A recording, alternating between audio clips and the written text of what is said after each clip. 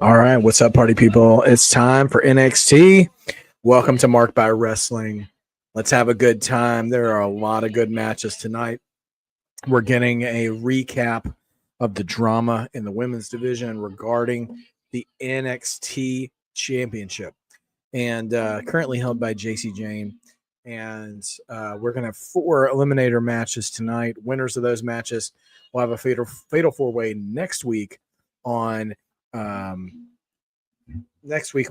television, and I'm presuming that's going to give us the number 1 contender for Evolution versus JC Jane. So yeah, look at it there. They've got some stacked matches tonight. Thank you, Sophie. Hi, Dawsey. Yes, indeed, it is all about the ladies tonight, and they're going to bring out their best. I can feel it. I think we're going to have some really good in-ring action tonight. And we also, I didn't put this in the banner even, but we have a 6-man tag with Trick Williams teaming up with AJ Francis and the other dude from TNA as well. Well, here comes Jada Parker. And we also get the contract signing from Blake Monroe. Oh, Thea Hale jumping out. She said, I don't need entrance music. I don't need no Def Rebel. They don't do anything for me anyway. And here we go, guys, ladies and gentlemen. We are ready to rock and roll. Sorry, sunlight's still coming through the shadows of the Marked by Wrestling household. Hope everybody's doing well tonight. Glad you're here. I got a full house in the Marked by Wrestling household. We got another birthday in the house tonight, one of my sons. And so we're celebrating, having a good time. And I've also got a little NXT action going on as well. George, you got Thea Hale. I would love to see Jada Parker go again, but Thea did just come back, so you might be onto something there. Sophie, glad to see you here tonight. And George, you think JC's a transitional champion? I mean, it seems like they might give her a little bit of a run, at least. I mean, she's at least going to hold it till Evolution. But we'll see what we get. Corey Graves back tonight. Corey did a great job on Raw last night, I thought. Stepping in for Pat McAfee. I really feel like since Worlds Collide that Corey Graves has really kind of, I wouldn't say gotten his mojo back like he lost it, but I think he's been putting in some really great work. I think he's shined a lot more recently than he has been in quite a while. Just my opinion. Great work, Corey. Keep it up. And, of course, Booker is here now, too. Yep, Blake Monroe signs her NXT contract tonight. I know I want to just keep calling her Mariah May, but, you know, it's okay. I got used to Ricky Saints. So, well, George, yeah. So, you know what that means, though, George? If Blake Monroe is the one taking the title, then that means that whoever wins the Eliminator match is probably going to lose to JC Jane at Evolution then. 2 counts for Jada.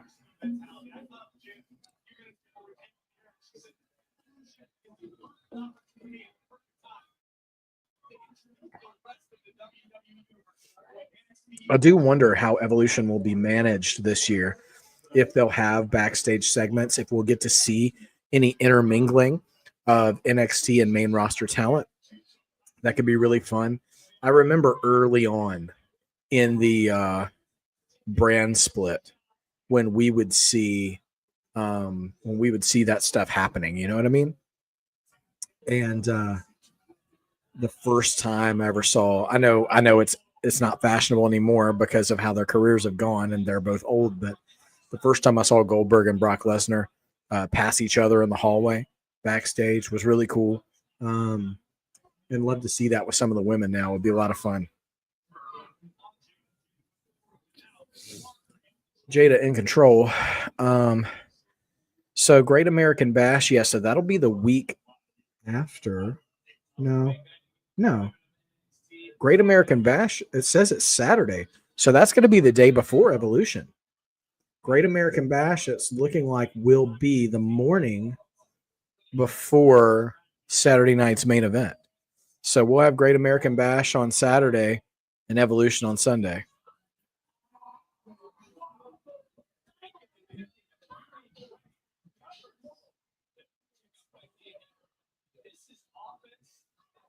Jada firmly in control in this opening match right now. So we'll see.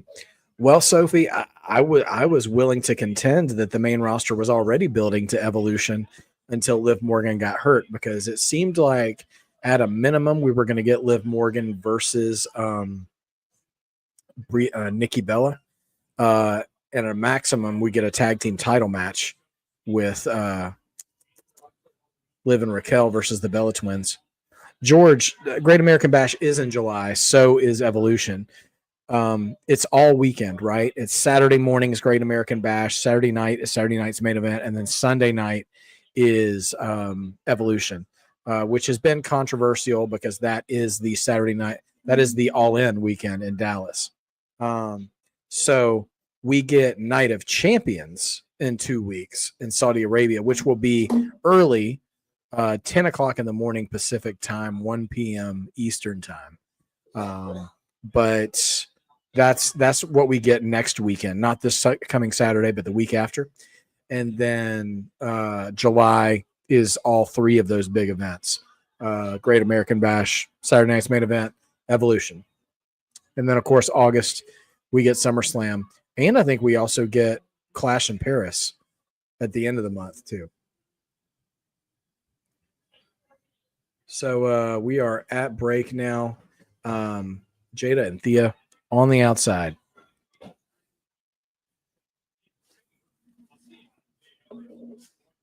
So what's new in wrestling, guys? How are you guys feeling about the lay of the land right now? Anything you're looking particularly forward to?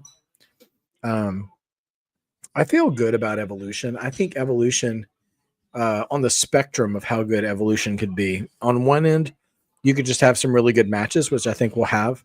And then the far end, I think they could really book some really good opportunities for some good matches.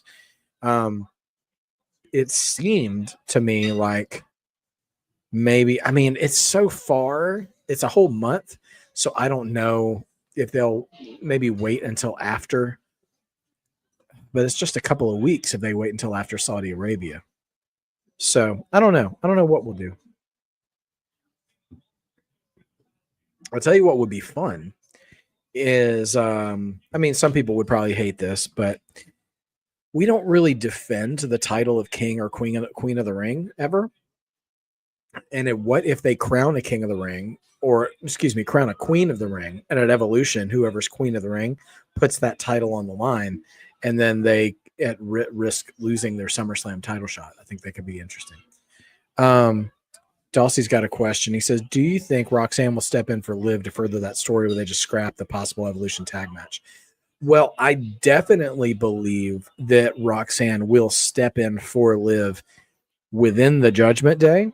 Whether she gets to the point of being the tag the tag champion, I don't know. But, sorry, guys. I will say that Dominic is, if Liv is not on screen while she's recovering, Dominic's outnumbered. So because Raquel seems to be a little more favoring some of the things Finn said last night.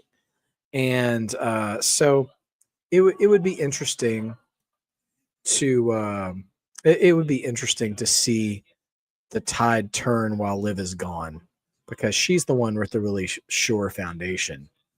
And so it would be interesting to see if Raquel did waver a little bit in Liv's absence, and then she comes back to be replaced, much like Raquel experienced with Liv.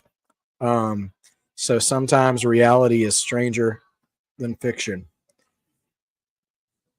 Okay, about to get this drop here. Back to the high, stepping out the corner.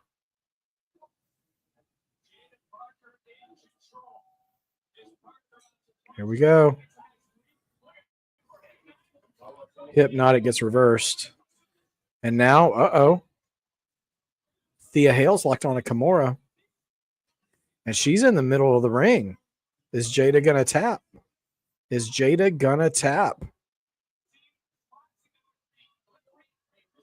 Kimura is brought to you by Progressive.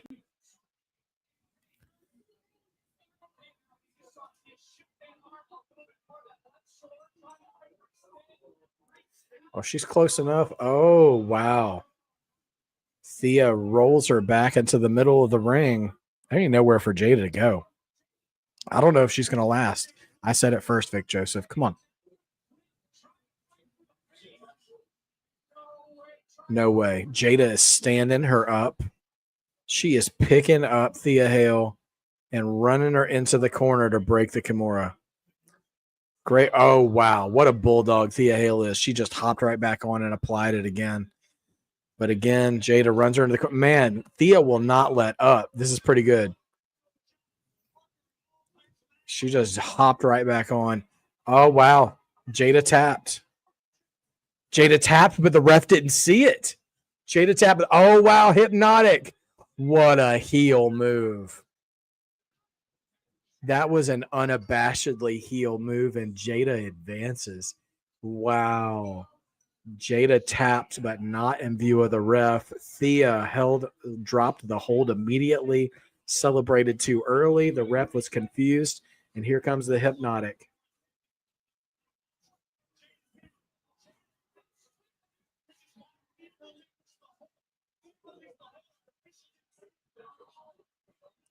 Wow.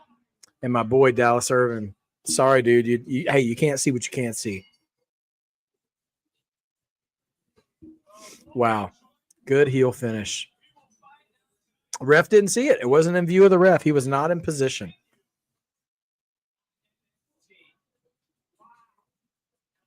But I like some clear heel lines there by Miss Parker.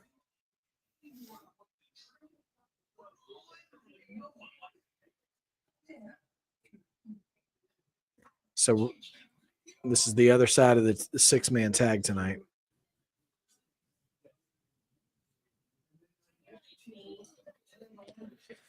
Okay. You can see Thea accosting Jada in the Fatal 4-Way. Possibility. Payback could be. I did notice Judgment Day had the PlayStation 5 back in that clubhouse. I don't know if they just ganked that back from Carlito or what. Oh, Hank and Tank siding with Briggs and Inamura.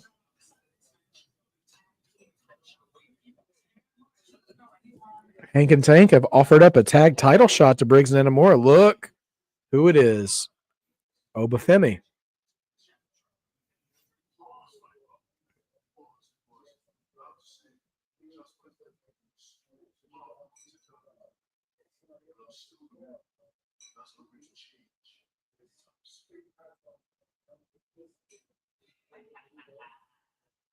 Oba and Trick. Old buddies face to face again.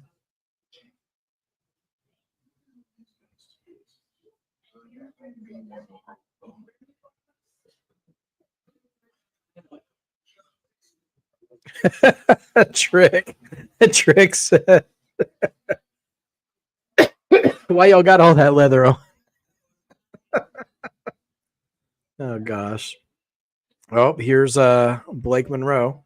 Looks like the same similar segment from last week.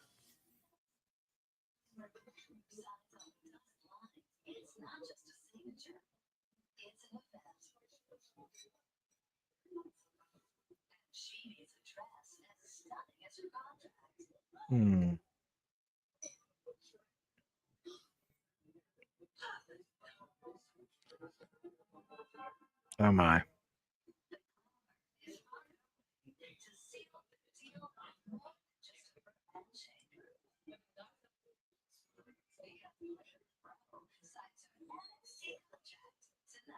Okay.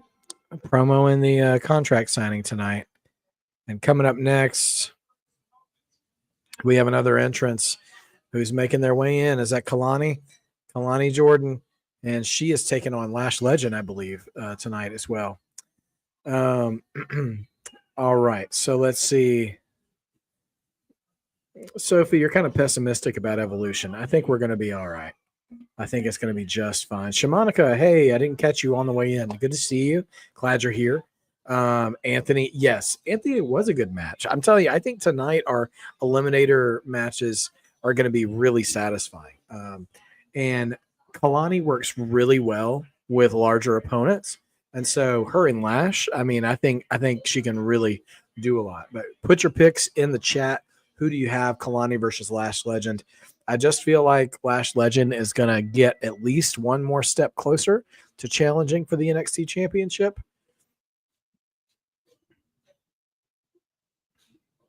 If it's just me, though, she doesn't seem to be getting a huge reaction, which is disappointing.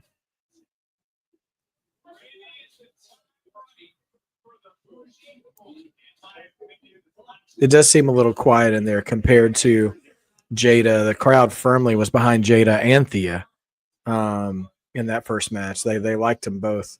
Kalani got all right of a reception, but it might be my volume, but I don't hear much reaction for Lash at all tonight, which is really it's kind of concerning.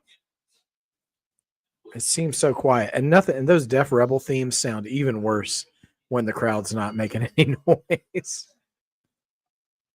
All right, here we go. Let's see if she can win the crowd back with her in-ring work. Also, this is kind of a heel-heel matchup, isn't it? That's true. I forget Lash is from Atlanta, so I'm sure they're going to want to use her either on Great American Bash or Evolution, with it being her home.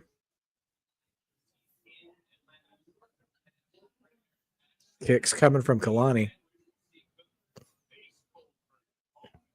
Oh, little stumble there from Kalani. Had to right herself before that somersault senton there.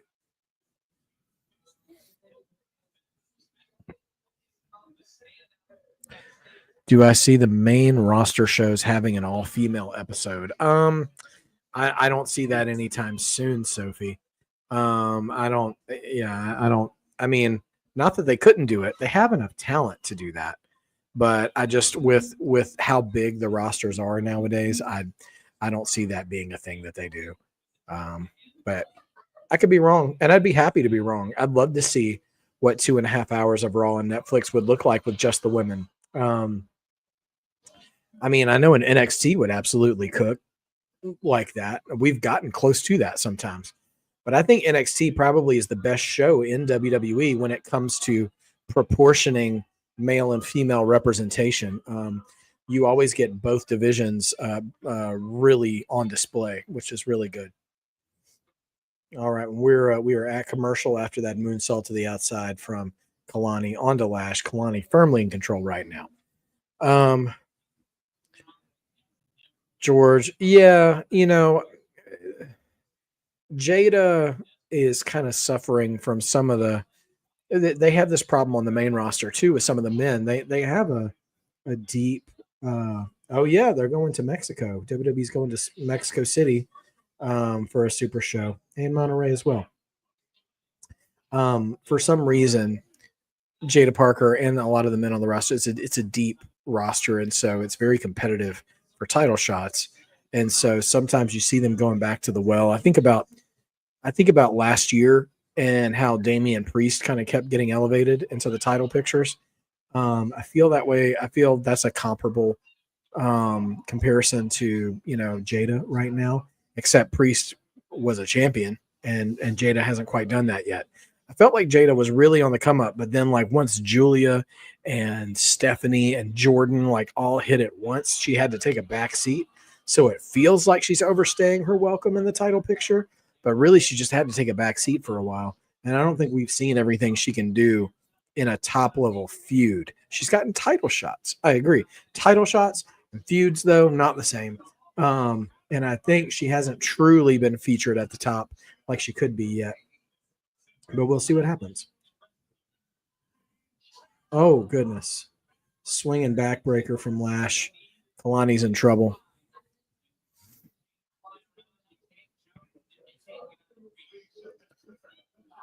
Yeah, I mean, I think Lash, we'll see how she continues to impress in this match. I definitely think Lash is in line to be a contender. But I don't know that she's really had that breakthrough moment just yet.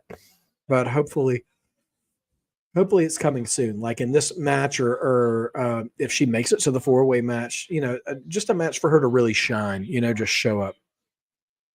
Sophie, I mean, it's always a possibility that people could get called up. I don't really think, other than Jordan Grace, that anybody, and maybe how long, depending on how long they want to keep Blake Monroe in NXT, I don't think anybody needs to come up from NXT after they just had that influx of Roxy and Julia and Stephanie Vaquer. I don't think we need to see anybody until the Royal Rumble, and we can have cameos, NXT cameos in the Royal Rumble, see how they fare, and then maybe after WrestleMania next year. Otherwise, just keep these ladies in NXT and let them cook for a little bit longer. I don't think we need to be in any hurry. You know what I mean?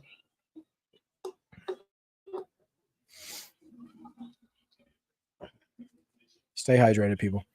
I hope Julia does get a push on SmackDown. I mean, she's made her intentions known that she wants that U.S. title from Zelina Vega. And while I'm really happy for Zelina Vega that she's gotten that singles recognition and has not just been relegated to the LWO's, valet, I'm glad she's gotten that shot. But for my fandom, I think Zelina's title run has kind of run its course. I think Evolution would be a great time to have the Zelina Julia U.S. title match, unless it's already happening on SmackDown on Friday. But I really think they should have one on Evolution.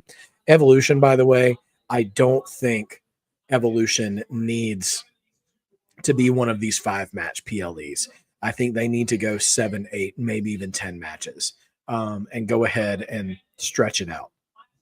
Treat it like a WrestleMania. Like give it a high number of matches.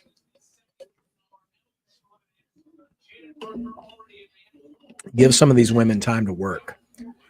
Do I see any guys from NXT get a call up since I called up some of the girls? I do. I do. Yes. I don't know. I will say before the end of the year, Anthony, I agree with you 100%. Evolution needs a good 8 to 10, because you can have singles matches, you have title matches, you can have tag matches, and not to mention you've got 3 shows worth of women's titles that you could showcase. Not saying every title has to be on the line, but you can have multiple. And Evolution also seems to be, I know they've only had one, but Evolution seems to be a place where you can feature NXT, the main roster, and legends. And so if you want to do all those things, you need more than 5 matches, or else you're doing a major disservice. Evolution's not a B-level pay-per-view, though. I'm not saying that Evolution is a big 4. Evolution is even though it is the second time they're doing it, a once-in-a-lifetime kind of thing. I don't think Evolution is ever being planned on being an annual thing. I think they're just dusting it off every once in a while. And since it's more of a rarity, I think they can book it like a rarity. It doesn't have to be a 5-match show, because they're not just going to hit the ground running with their feuds again. This is kind of, I know I just said one time only, and we know it's not a one time only. It happened a few years ago, but it doesn't happen every year. And so I just think they could really make the most of their opportunity there. Justin, good to see you, man. Glad you're here. Okay. Oh, Justin, so what'd you miss? There are Evolution Eliminator matches tonight. What that means is there's 4 singles matches with the women's division tonight. Every winner of that match is going to be in a 4-way match next week, which will determine the number 1 contender for JC Jane's title at Evolution. And so far, we saw Jada Parker pull out some heel work and faked. Well, she actually tapped out to Thea Hale, but the ref didn't see it because she hid her tap out. And then she took advantage of Thea celebrating too early, stole a win from Thea Hale. So Jada Parker has qualified for that Fatal 4-Way. And currently, Kalani Jordan and Lash Legend are in the ring now in our second Eliminator match. And Kalani looking to make a statement to take advantage. Frog Splash onto Lash, only 2. And also Blake Monroe, the former Mariah May, will be signing a contract tonight. Also a 6-man tag between Briggs Inamura and Elijah versus Trick Williams, AJ Francis, and the other guy from TNA. Sorry, can't learn all their names. First Class, though, I think is the name of their faction. So that's also on the menu for tonight. My Michael, good to see you, man. I'm so glad you're here. But yeah. Oh, so guys getting called up. Yeah, listen, I want to make sure. Oh, she was going for that splash here, but let's see.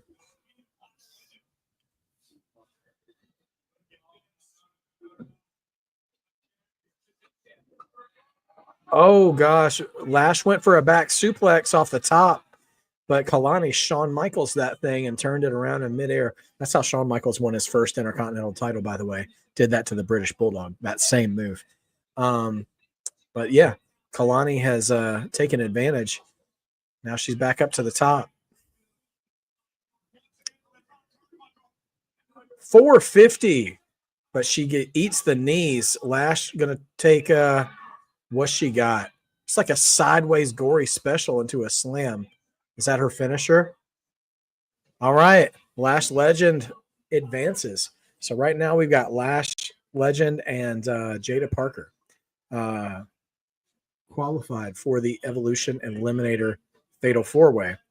Yeah, so in regards to men, I think there's more men who are ready to be called up right now. Listen, Obafemi, Trick Williams, I see Ethan Page definitely can be ready. Ricky Saints, maybe. But any of those guys could come up in a snap and make an impact, especially Oba and Trick. But yeah, they need to finish their feuds first, obviously, before they do. I have a feeling whenever Trick is done with the TNA title, that he may come up. So, Justin, I don't know if it's quite Lash's time yet. It depends on who else is in that 4-way match. Because Jordan Grace is still in the mix, Lola Vice is still in the mix, and Jada Parker is already in that match. So we'll see what comes of it. Zarya is also in the mix as well. Zarya's got a match against Izzy Dame, I think, tonight as well. So,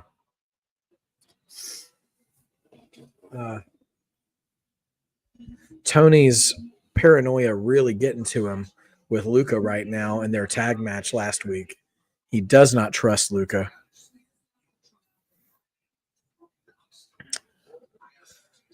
You know what? Evolution every 4 years, honestly, I don't think that's a bad idea because you give it enough time to simmer and then you can build upon feuds and stuff.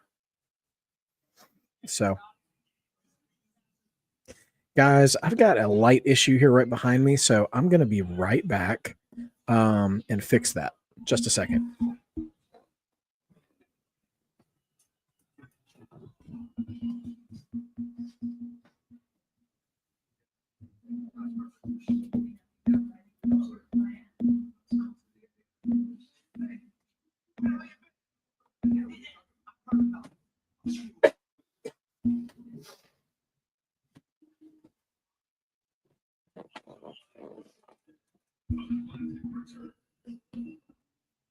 All right, we're back. And so, hold on. One more thing to fix.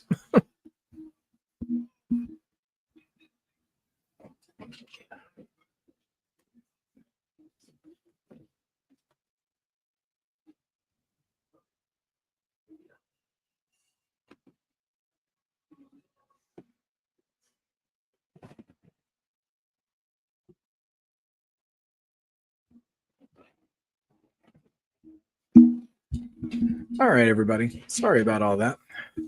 Just wanted to keep the light from messing with my shot here. So, anyway, let's see.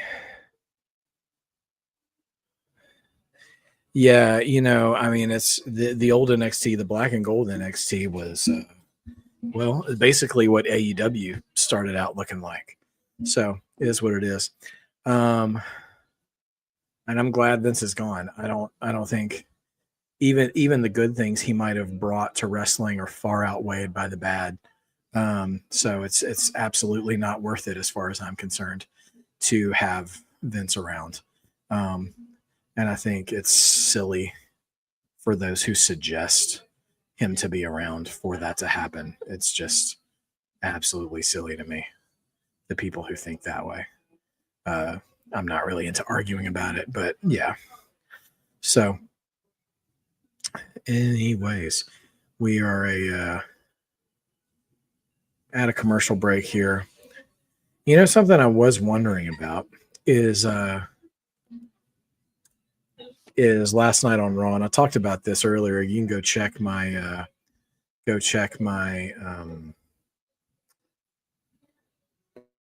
whatchamacallit, my Raw recap from earlier today.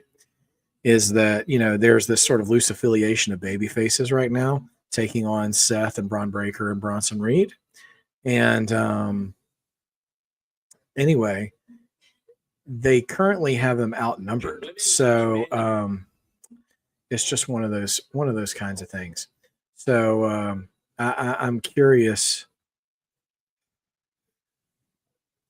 I am curious, like in regards to that sort of disproportion, if Seth and them will bring another person in. I don't know. Don't know how that will happen though. But yeah, these people don't know what to do with their feelings when it comes to not being happy with something Triple H does. Like, it's okay to not be happy with something Triple H does, but you don't need to be hyperbolic about it and say, "Oh, things were better under Vince." No, they absolutely were not. So, oh gosh, but yeah. Do I think they're setting up War Games? No, I don't think they're setting up War Games this early. I do think that there are probably plans to have some kind of multi-man match somewhere, but I don't think they're getting into War Games this soon. Honestly, to be dead on honest, I could do without War Games this year. I'm not a fan of them, other than the Royal Rumble, of them booking a specialty match that's on the calendar every year that we can predict coming to fruition. I didn't like when Hell in a Cell was a pay-per-view. I love the concept of War Games. I mean, I was brought up on that. But War Games in WCW, before it happened at Fall Brawl in like 93, it started in like 86. And it wasn't always at the same event every year. It happened at different months of the year. It started in the summer, and then it happened earlier in the spring, and then it happened in the fall. So, you know, I don't like us heading to Survivor Series in the fall and just being like, "Oh, this is going to be War Games." Like, just do War Games whenever you want to do War Games if you're going to do it. Here's Tony.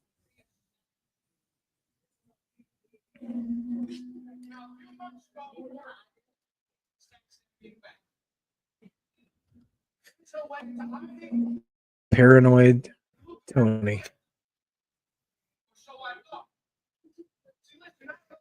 All I want from Luca is his trust and his loyalty. I'm not kidding.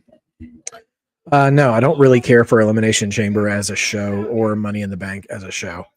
I like those matches, but I don't like being able to predict that they're happening. I'm a little less hardlined about Elimination Chamber and Money in the Bank though, because those are just matches for title shots. But War Games is like a blood feud, you know, and you can't like, oh, we're gonna force feed a blood feud. I don't love that. And Hell in a Cell, yeah, War Games and Hell in the Cell are on this side. Elimination Chamber, Royal Rumble, and Money in the Bank are on this side, because these involve whoever, and King of the Ring. All these over here involve whoever wins gets a title shot. These are feud-ending bloodbath. I hate you so much, we have to have a cage match. And those, you need the story to actually justify. These you can get away with. Hey, let's have qualifying matches or whatever and do all that. Yeah. So it's just one of those things. Dawsey, here we go. Perfect. War Games should be a feud that needs the gimmick match, not a gimmick match that needs a feud. That's how I feel about it. Same as Hell in a Cell. Absolutely. Absolutely.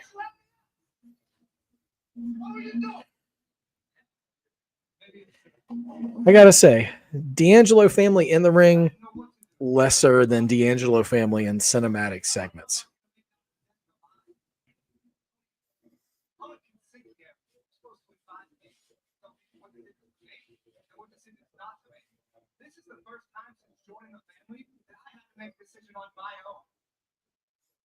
Also, Luca answered a phone call last week. We never found out who he was talking to before their match.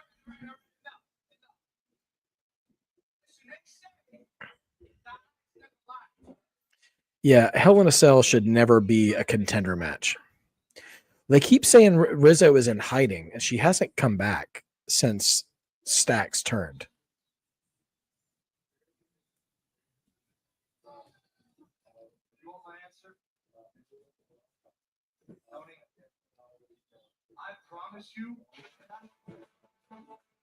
Of course, Luca was about to say something.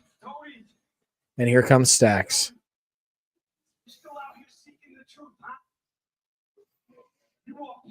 Stacks coming out here looking like literally like NXT Solo Sikoa. He's got his own Timu D'Angelo family here. What is that? Deuce and Domino and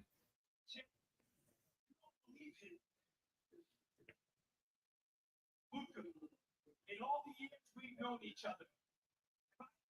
Believed in you like Tony D has the last month? Have I ever questioned you? Question your loyalty?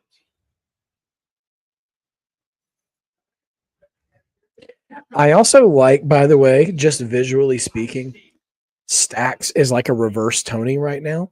Tony's wearing a black jacket with a red shirt, and Stacks is wearing a red jacket with a black shirt. He's kind of reverse Flash version of Tony right now. I'm always a sucker for sort of visual themes that are at place.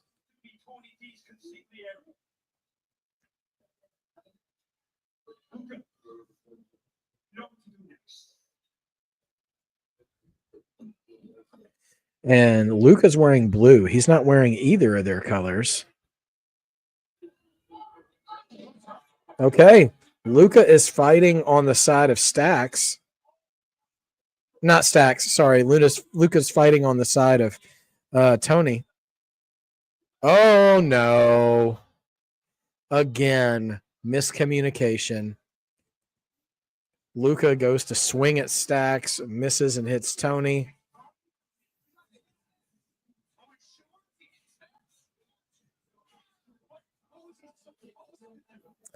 Boy. It is what it is.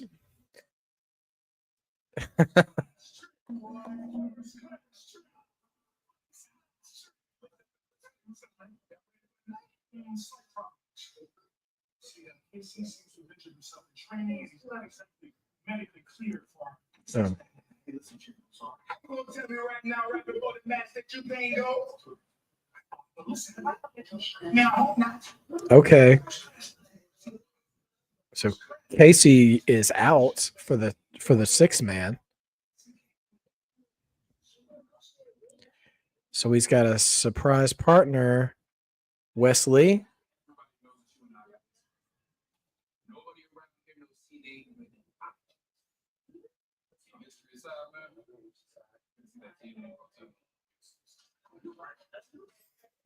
Okay, so we're going to have AJ Francis, Wesley, and Trick Williams now.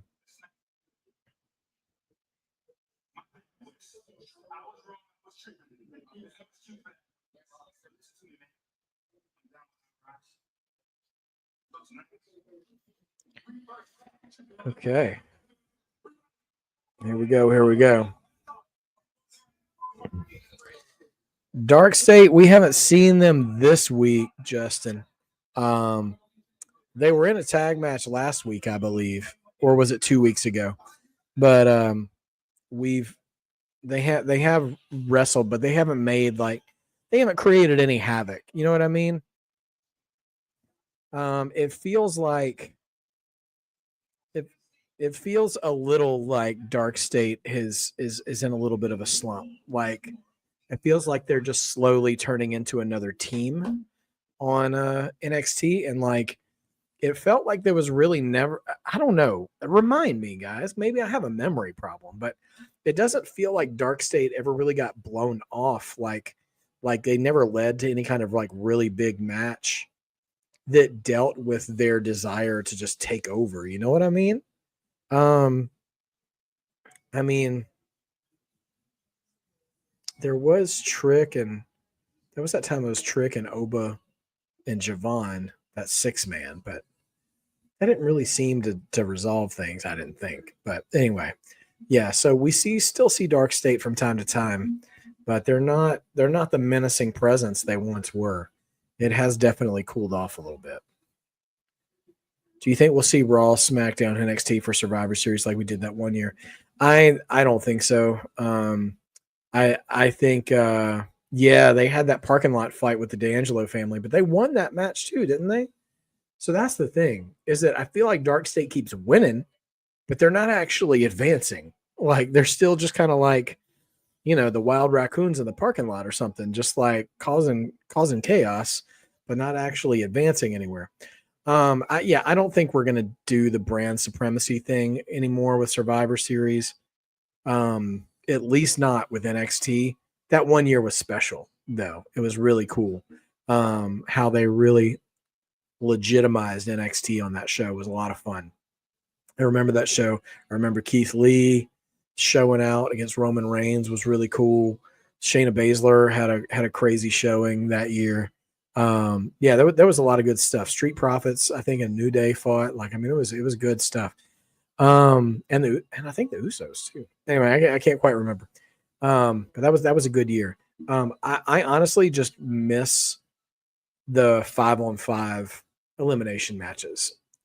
Like if Survivor Series is just going to be a 5 or 6 match show, you could have two.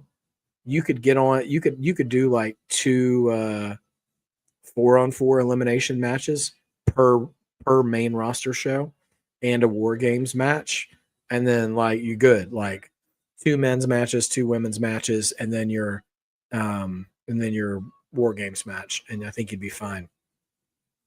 I think they could do 5-on-5 matches at least for. Yeah, no, I guess they could. I was sitting there thinking, I wonder if the women's roster per show would be too thin, but I don't think so. I think you're right, Sophie. They could still do 5-on-5, and that would be a lot of fun because if you just throw a tag team in, then you only have to get 3 people, and they could do that. They could absolutely do that, and I mean, and then you have the Wyatts as one whole team, for one of those matches if you wanted to. You could honestly do the Wyatt 6 versus DIY, like DIY, the Motor City Machine Guns, and Candice LeRae. And then, I mean, that's a Survivor Series right there, match right there. I mean, MCMG and DIY probably wouldn't get along super well, but you could still have, DIY plus Candice LeRae and another tag team, Pretty Deadly, maybe, I don't know, and have them take on the Wyatts. I think that, that's a Survivor Series match right there. But yeah, so anyway, I think Survivor Series, I think they could totally go back to that. 1 year since Wyatt 6 debuted. That was such a sweet night, man. I enjoyed that so much, except for the fact that the USA app shut down Raw right before Bo Rotundo, Uncle Howdy, whatever his name is, said we're here, and I was like, oh gosh, dang it. George, you're not feeling Gunther versus Goldberg. Yeah, I said a lot about that too earlier today on my Raw recap. I don't think there is other than Gunther just straight up murder, death, killing him in Atlanta in his hometown and retiring him. I don't know. There's a lot of good scenarios where Gunther comes out looking better. Chase University segment. Here we go. Back in the classroom.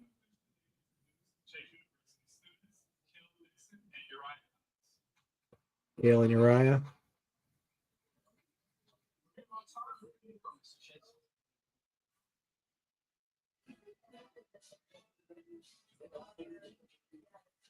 Okay, just comedic classroom stuff. Sounds like they're playing a mock-up of the Breakfast Club theme song. While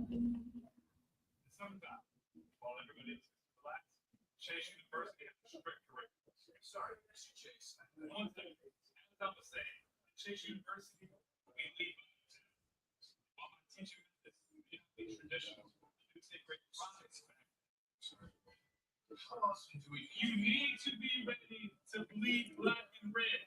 Chase University. Kale keeps interrupting Chase. Be prepared to hear things you don't want to hear, and be prepared to thrive under pressure. One more, I promise.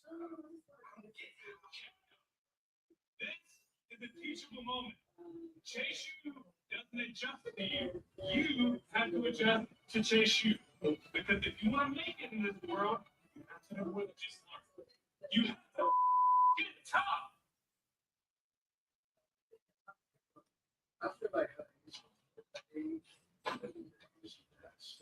Is Kale about to get up and leave?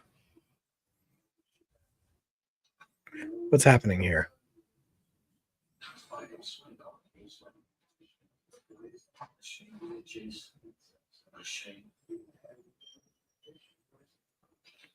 Hey, what the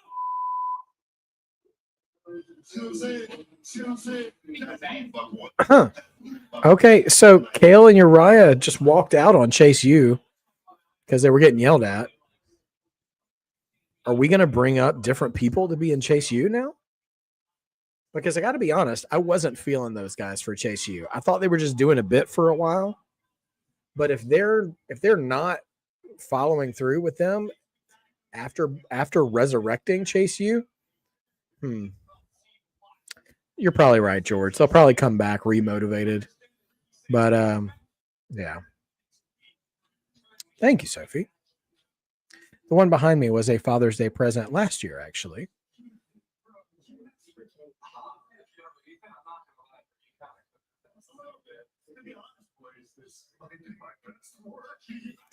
If it's not the 80s movie villains.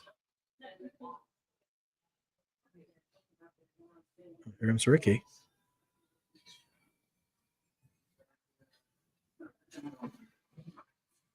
Wait a minute, Ricky, you seriously haven't learned your lesson yet, have you? Well, if you want to get to even page, you're going to have to go through WWE laws. Taking over Wednesday nights on two. Vanity Project. Let's go, bro. Yeah, Ricky, you're always so angry, bro. You need to just chill out. But honestly, did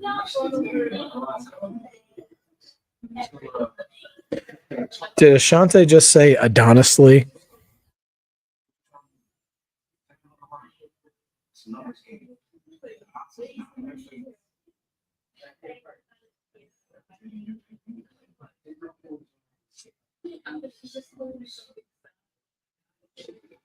So are we going to get Ashante versus Ricky Saints?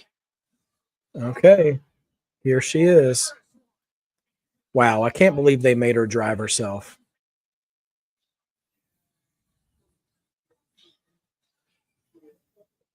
Okay, she's in the building, y'all. Oh. Seriously, Dossie, Cobra Kai vibes all the way through. Hello, I am Elijah.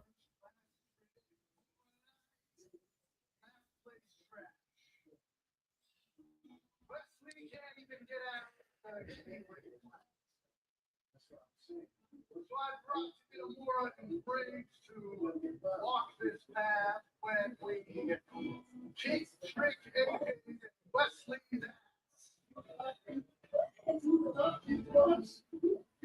I have got one question for everybody here. Anthony, you saying you like the look of the Evolve title, or you like the look of Jackson Drake, the champion? Just trying to verify. All right. Here come Briggs and Inamura, y'all. Getting ready to team up with Elijah. This is a solid mid-card team. The titles. Okay, got it. Oh, my thoughts on Spaceballs too. Oh, I'm you know what? They brought Rick Moranis, Dark Helmet, out of retirement. They brought Bill Pullman, Lone Star, back. I heard that Lewis Pullman, his son, who was in Thunderbolts as Sentry, that he's going to be in it too. So I wonder if they'll do like a Spaceballs Kylo Ren kind of story. And Mel Brooks is still with us right now. I'll give it a shot. I don't think it will be better than the original Spaceballs, but it seems just even from the trailer announcement that it has the right spirit of what Spaceballs is. So I'm looking forward to it. Clearly, you know, they're not going to have all of the Keke Palmer's going to be in it. Really? Okay. So not everybody can come back. Obviously, we don't have John Candy with us anymore. So I feel like they'll have to address that somehow.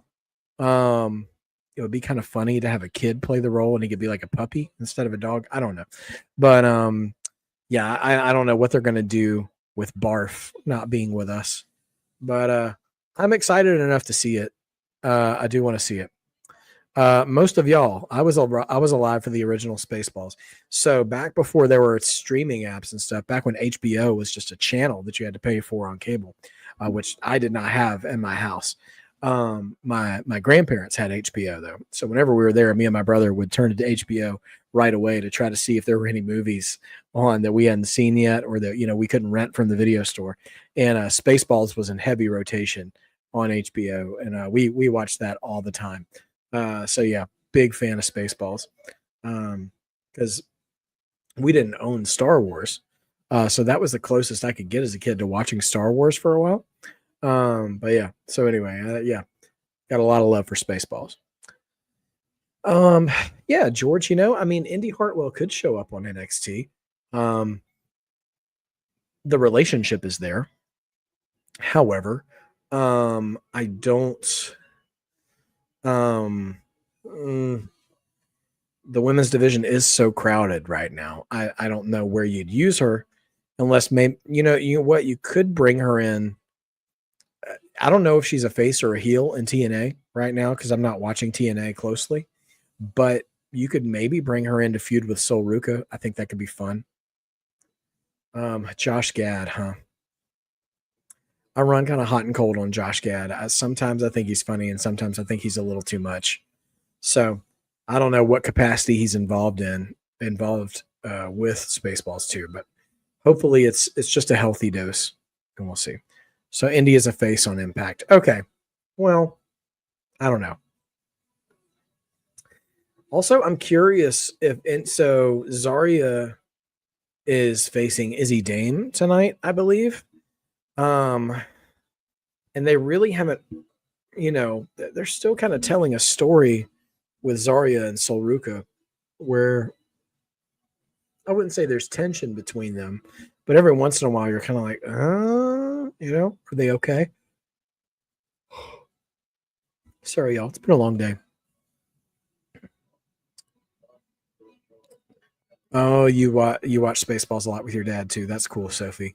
No, actually, I don't think most of the cast is dead. I think most of the main characters are still with us. The ones the Barf, you know, John Candy, he's gone, and then Joan River. I think Joan Rivers might have passed. I'm not actually sure. She was like the C-3PO, you know, the female robot. But I think the princess might still be alive too. Daphne Zuniga. And of course, Lone Star still with us. Dark Helmet still with us. Yogurt, which was played by Mel Brooks. Okay, Joan Rivers did pass. I thought I remember that. So I would say more of the cast is with us than not with us. But yeah. Yeah. Well, they could use Mel Brooks if they need to. All they got to do is sit him down. And I was telling my friend this, my brother-in-law, because he's a big Spaceballs fan, as we were geeking out about it. You absolutely know, because you know he played the Yoda character, Yogurt, in Spaceballs. There's no way you can convince me that they're not going to do a baby Yogurt like Grogu, and Spaceballs too. I know they're absolutely going to do it. I would not be surprised in the slightest. All right, so we're advertising a press conference for, is that boxing or MMA? MMA. I don't care either way. Oh, we got Ren and Tavion.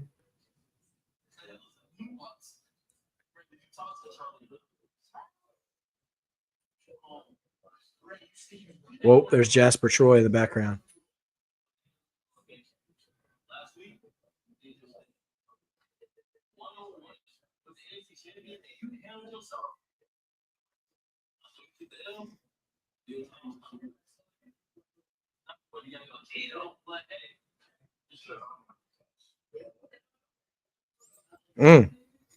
Javon tried to give props to Jasper. He didn't want to hear it.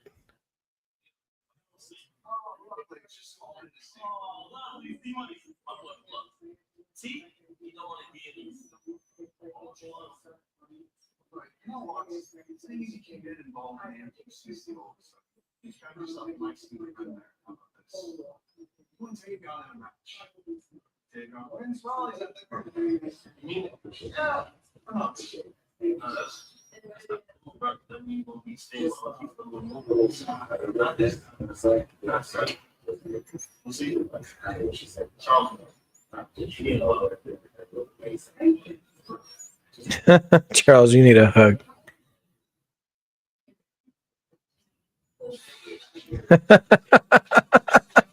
Okay, listen, I low key am enjoying No Quarter Catch Crew here. Ren Sinclair is one of my new favorites, and then all right, more Blake Monroe here. I gotta wonder who they're going to be matching her up with for her first feud. It's got to be high profile, you'd think. But yeah, so we get Tavion versus Javon tonight with Tavion's freedom from No Quarter Catch Crew on the line.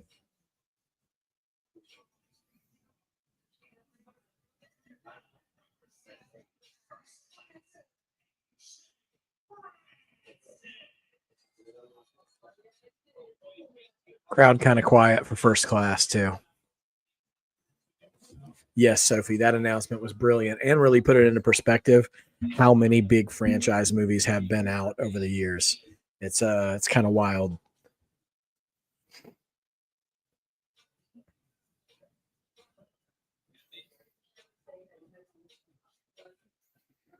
May the Schwartz be with you.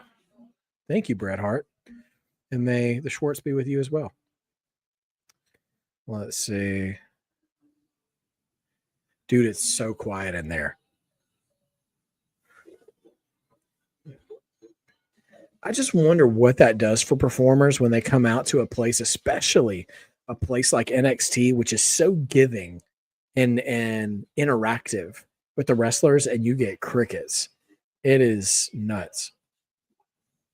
Sophie Dophie, yes, they did History of the World Part 2 on Hulu a while back. Actually, your boy was I did background for that show for one episode.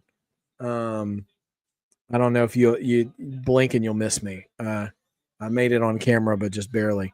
But yeah, it was a fun experience.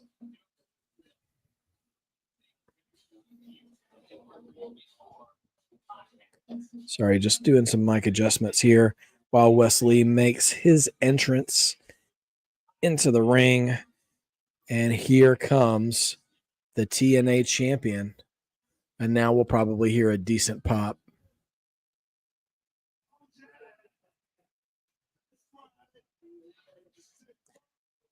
All right, y'all listen to the crowd for Trick now. And I do think there might be an audio issue. Because I can hear people chanting, but still a lot of people don't even seem to be responding to Trick that much. I mean, he is getting a chant. He's getting more than anybody else was. But it does seem like the crowd's a little tired or something. Boy, I hope they don't do this to Blake when she comes out.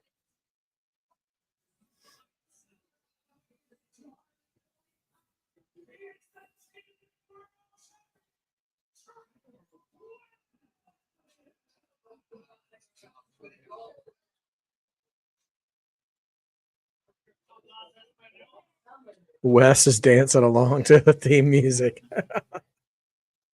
He's feeling it.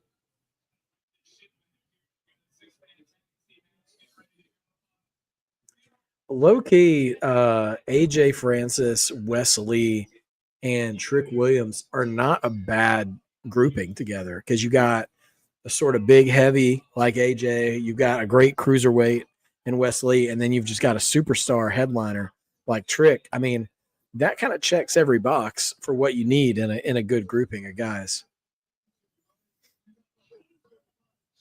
For a Booker T just says certified G and bona fide stud. Wow. Well, Sophie, the building is full, so this is definitely NXT. All right, in comes Briggs. Ian and Amora working over Wes Lee. This match brought to you by Progressive. Okay.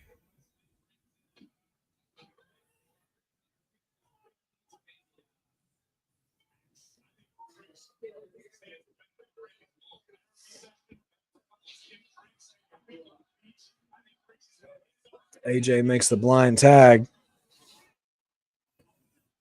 Shoulder tackles Briggs. Met with a boot.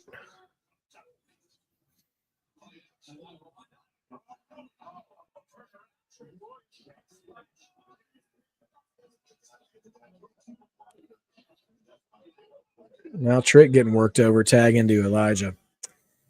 Rick D, good to see you, man. Thanks for being here. By the way, guys, don't forget to like the channel, like the video, subscribe if you haven't.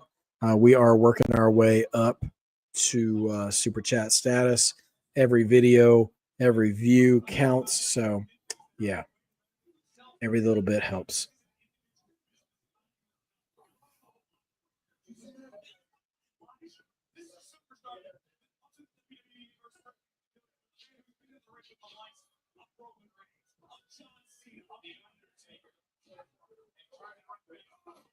Okay.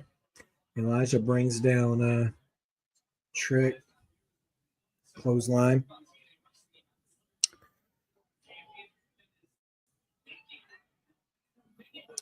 No, Sophie. Spaceballs came out around the time you were born. It came out like 86, 87. You're thinking like you're probably thinking of like Blazing Saddles. Or History of the World Part 1. The History of the World Part 1 was like 81. Blazing Saddles was like in the 70s. But no, Spaceballs was mid to late 80s. It would have been after 83 because that's when Return of the Jedi came out, and it was out after Return of the Jedi.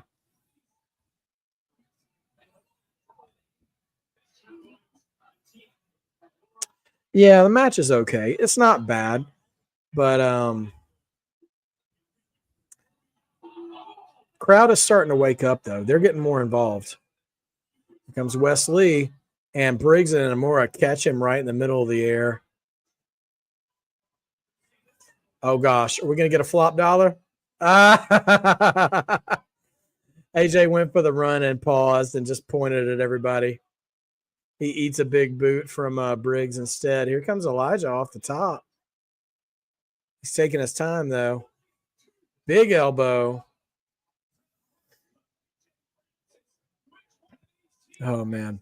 Yeah, Naked Gun looks funny. I wouldn't say it's all the way reminiscent of the original, but it's got a lot of good, story beats to it that remind me of the original. I just saw a shot of Liam Neeson driving down the freeway, and then somebody just hands him a cup of coffee in through the window, and he's like, "Thank you." Just like little dumb spoof stuff like that is perfect for that movie. Flop dollar, baby, absolutely.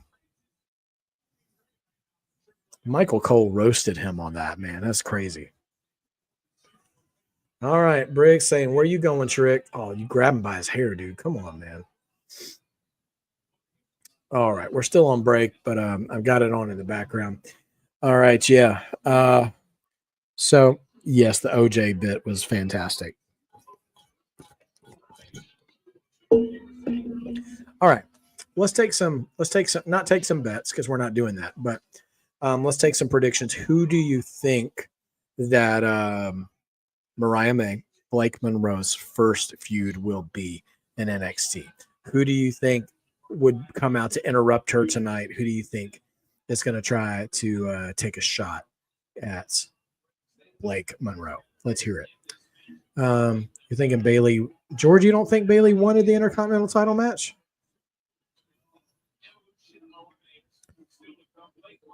Enzo crying about some kid. Huh.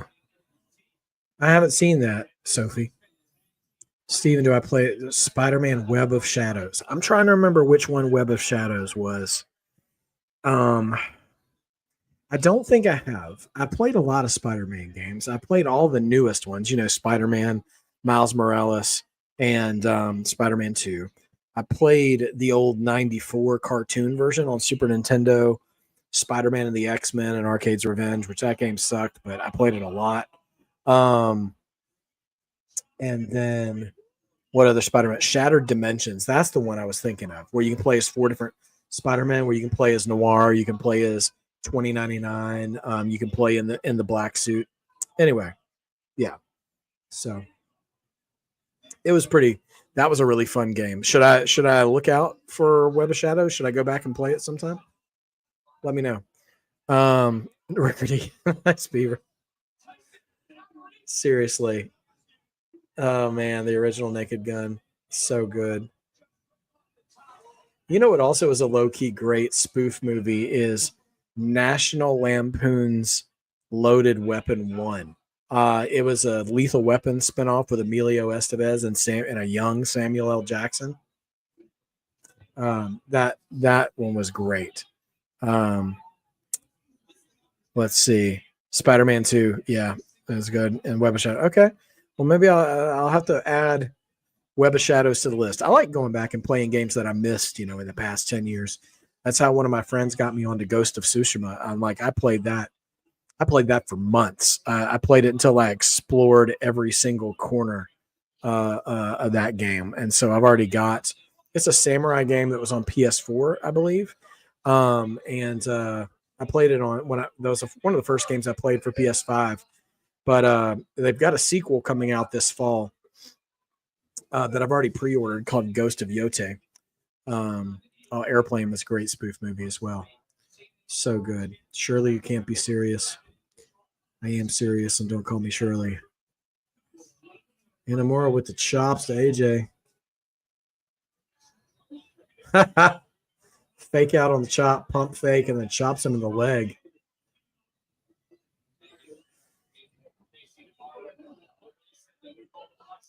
Oh, nasty spear by AJ. Okay, I see you. You guys are going to accuse me of never paying attention when we're watching NXT every week, but I never put it together that Inamura has a full-on half mohawk. I always recognize the mohawk, but I didn't realize the whole half of his hair was still there and this whole half was gone. That's nutty. Hits that AJ hits that knee and goes over, and now Wes is in. Inamura's in trouble, but still kicks out. Web of Shadows is player's choice if they want a good ending or a bad ending with it. Okay, I like that. Yeah. Sophie Dopey, the Lethal Weapon spoof. It really didn't make a lot of money. It was one I found at a video store. But man, it was so good. It was so funny. William Shatner's in it. Kathy Ireland, back when she was one of the hottest models in America, was a co-star in it. Anyway, it's a good movie. Man, a reverse airplane spin from a fall away slam posture. All right, Inamura about to make his tag. About to get a hot tag. That's great that Naked Gun's coming out the weekend of SummerSlam because it reminds me of '94 when we had Undertaker versus Undertaker, and Leslie Nielsen was at SummerSlam that year. Oh, we had a little bit of a botch spot there. I think Trick hit the deck a little too fast before Briggs made contact with him. But woo, Elijah's making contact now, chopping him. They hearing it in the rafters of the NXT Performance Center arena.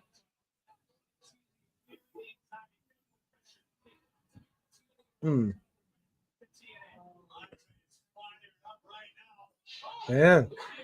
Okay. Only two. Things match is starting to break down now. We got all 6 men in the ring. Elijah's still holding his gut, though. Oh, Wesley dumped to the outside. Spinning kick by Trick. Now it's just Trick and Elijah. Oh, jumping knee from Elijah. The Trick catches him. Uh-oh. Man, wow. Malfunction at the junction. Wesley thinks he hit Briggs, but he actually hit Trick. Bodies just flying everywhere. Inamura coming in, getting jacked off the top here. Eventually, big splash on the Trick. Is he going to pin Trick? Inamura pins Trick cleanish here at NXT. And that ain't nothing, y'all. Inamura just pinned Trick. That is impressive. I wasn't expecting Trick to eat the pin in this match. And I'm happy to see Inamura be the one to do it. So there we go, ladies and gentlemen.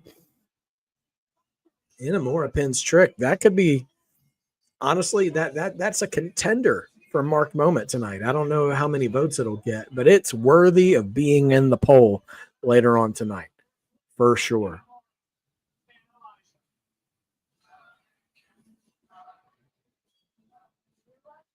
Here comes Zaruka.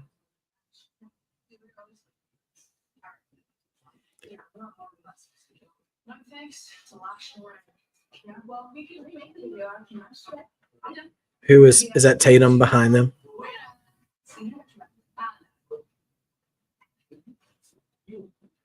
Aw, Tatum just looking for a friend, guys. She's just looking for a friend. Anyways,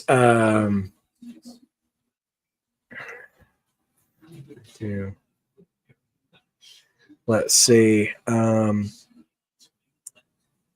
Ooh, is Tatum going to cost Zarya? Ooh, that's not a bad thought, George. I love, by the way, that Solruka carries her speed title around with her.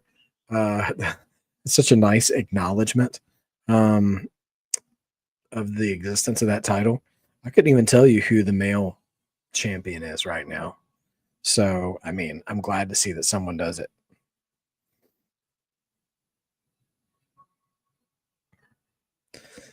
Oh, man.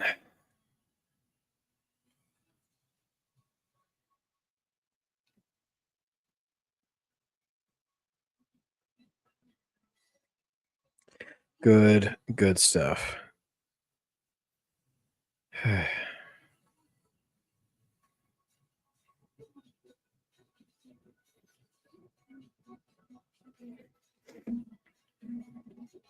Yeah, so Sophie, we have the capacity to have Steiner Brothers 2.0 in WWE now, because Rick Steiner's son, obviously, Braun Breaker, and now Scott Steiner's son has signed with WWE. So we have second generation Steiner Brothers in WWE now, which is really exciting for me, who is an old Steiner Brothers mark, loud and proud about that. So hopefully we'll figure that out. But yeah, I hope Tatum gets, friends with Zaruka, because it's so sad to see her so lonely backstage, just looking for a friend. So, but we're just here in a commercial break now. Like I said, full house tonight, having a good time. I'm going to say hi to the missus here. Oh, there's the missus, everybody. Hello. Everybody say hi. And the channel mascot, who really isn't camera shy, but maybe we can get him to say hi. Lad, come here. This is the Marked by Wrestling channel mascot. He's a little camera shy. Hey, buddy. How you doing? All right. Very affectionate. Love it. Everything going good? Yep. Great. And the chat says hi. They're all happy to see you. Yeah. Have y'all figured out what you're... We're just about to go to the grocery store. Okay, cool. Yeah, so we're still rocking with commercial break right now. My top 3 tag teams. Ooh, okay. Well, Steiner Brothers, I'd be lying if I didn't say they were one of them. I talk about them to you guys enough as it is, as if they were 2 of my other children, which they are not. Big fan of the Steiner Brothers. Okay, I'm cheating just a little bit because I got to admit I hated them when I was a kid, but now that I'm a grown, not the Steiner Brothers, the second team, but I like them a lot more the more older I got, and I actually learned about wrestling being a work, and like I realized how good they were, and that was the Horsemen or the Brainbusters, whoever you call them, Tully Blanchard and Arn Anderson. Those guys were such good workers. They were, when FTR was actually when they were really good, when they were really at the top of their game as the Revival, and when they were really doing amazing things as FTR in AEW as well.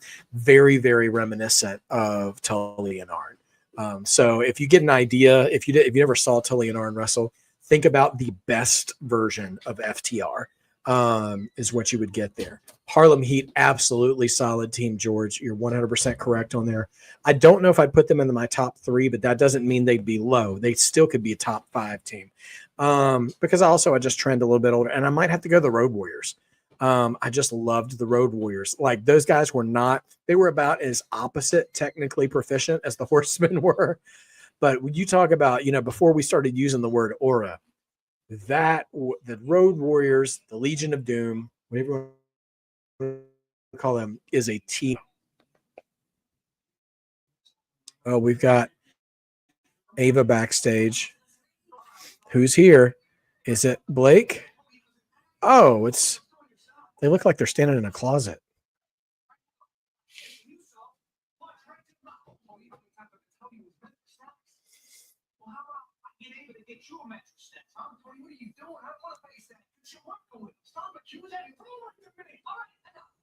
Tony, I can tell that you're fed up from whatever happened, but I can't give him a match against Scott anyway. Because you're working with him, huh? Strong. No, I'm the GM. I'm not working with him. Steph already has a match next week against Von Dog. Stax has got a match against the Heritage Cup.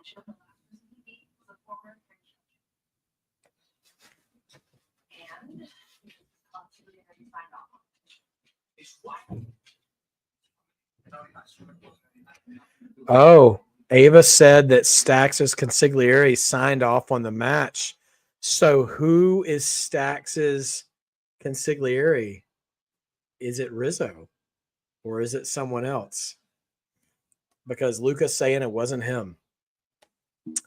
No, Sophie, the TLC Hall of Fame teams, Hardy's, Dudley's, Edge, and Christian, they're all great, but they're not top 3 for me, and none of them ever will be.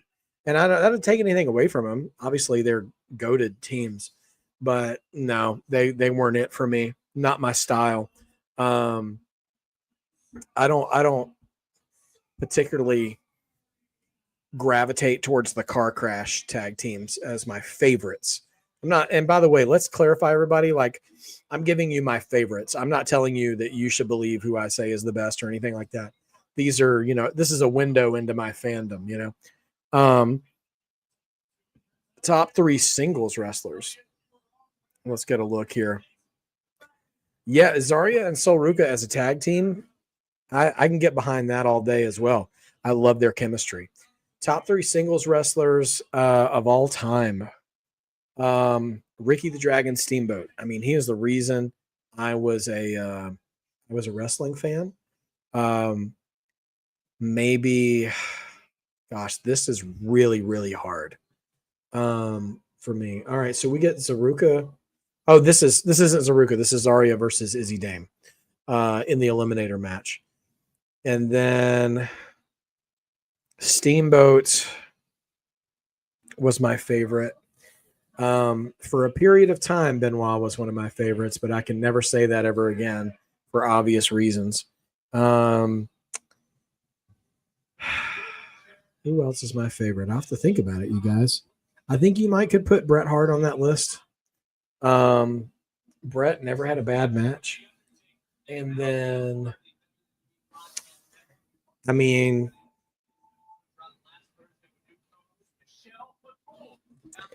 honestly, I'll say this too: a certain era of Chris Jericho was one of my favorites too. His WCW time, and then that time in 2008, right after he cut the short hair, and was a heel, and when he had that feud with Shawn Michaels, that was great. Honestly, 2002 Shawn Michaels was one of my favorite wrestlers too. Didn't care for pre-back. I loved Jesus Shawn Michaels. Pre-Jesus Shawn Michaels, I didn't really care for that match that much, and it didn't have anything to do with Jesus either. Well, I guess it did a little bit because he was kind of a jerk in those days. But yeah, those are a few. I don't stamp those three in stone, but that's still good.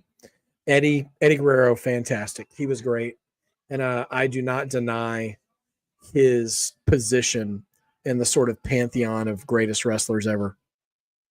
Brothers of the Destruction, I didn't care for them as much as a team.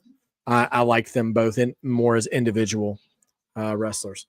Yeah, Jericho and HBK, they had that feud leading up to WrestleMania 19, and then they had that other feud in 2008 that involved like Jericho punching Shawn's wife.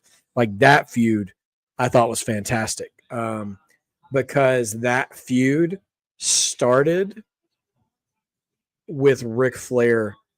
I'm gonna try to do a long form video on this one day, about how Shawn Michaels' feud with Ric Flair and retiring Ric Flair was kind of a domino effect into Shawn's own retirement. With the feuds he had after that, it's a pretty fun thread of booking, and I want to get into that one day. No, I did. You're right, Sophie. I hated the God Vince McMahon feud, and not because I'm a religious prude either. It was just really stupid TV. You know, it was just really stupid TV. Like there are ways they could have booked that, and still, I don't know if you would call it respectful, but still, involved in that anyway. But yeah.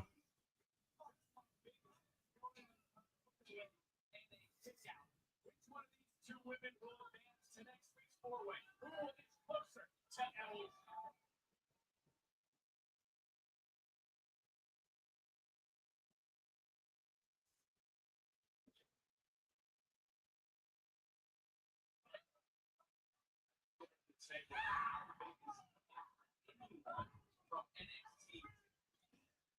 Well, Zarya is pretty much having her way with Izzy Dame in this match, and we'll see how we go. It's a good matchup with their styles. I just saw like either an Instagram reel or a TikTok with Izzy Dame and Braun Breaker playing rock paper scissors over whether you stay in to eat or go out to eat for the night. Their dynamic is actually kind of cute in real life. Yeah, I mean, I think it would be cool to see Tatum involved in this. Like, I'm here for a feud, not for a feud, but for a storyline where Tatum kind of gets accepted by Sol and Zarya. Because I'll tell you what, if it goes wrong, just hear me out. Tatum Paxley's not a bad successor to take the title off Sol Ruca, and then you move Sol Ruca up to the title picture. Because Tatum Paxley has been doing some great work lately. Okay. Victory roll. Oh, reversed into a sunset flip. Another pinfall attempt.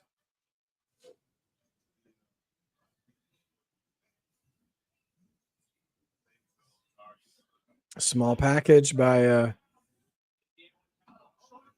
reversed. Only 2 counts. Is there a difference between the inside cradle and the small package? Spinning elbow by Zarya.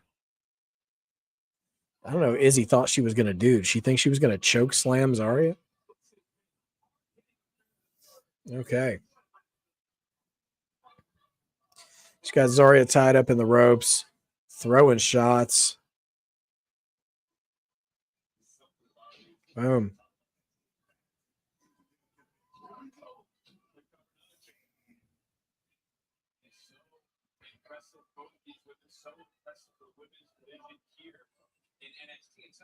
Izzy's hair all askew.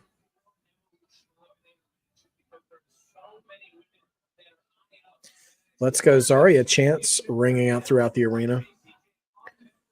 Modfather, glad you could be here. Thanks so much for being here.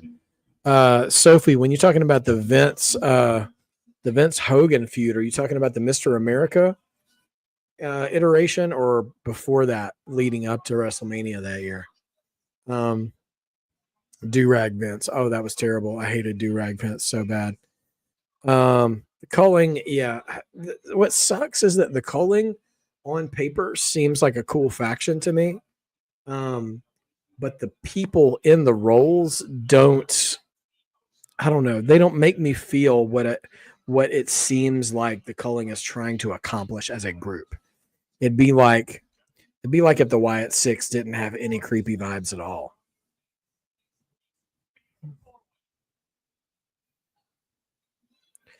More Zarya chants from the crowd.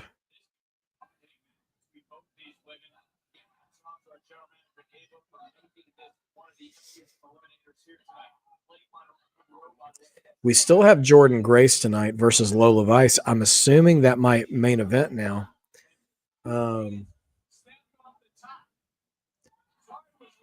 Yeah, Sophie, the moment Austin 316 happened, they shouldn't have tried a jumping code breaker by Izzy. The moment Austin 316 happened, they should have never tried to turn Austin heel again. Because it just wasn't going to happen. The fans wouldn't accept it.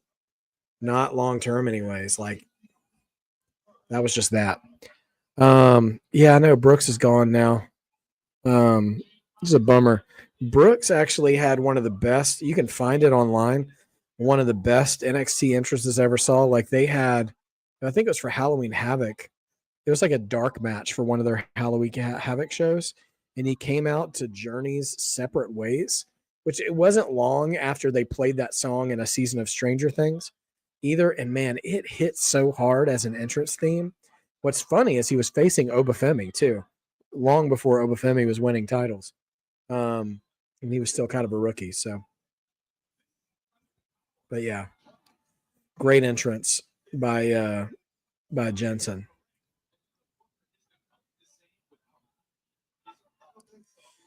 All right. Soul is trying to consult with Zarya a little bit. Soul staying out of the way, letting Zarya handle business with Izzy. Bringing Izzy back into the ring. She drops hard on the mat. Zarya firing up. Big clothesline. Another clothesline. Pump kick. She going to hit that F5? No, she got her up. Big slam.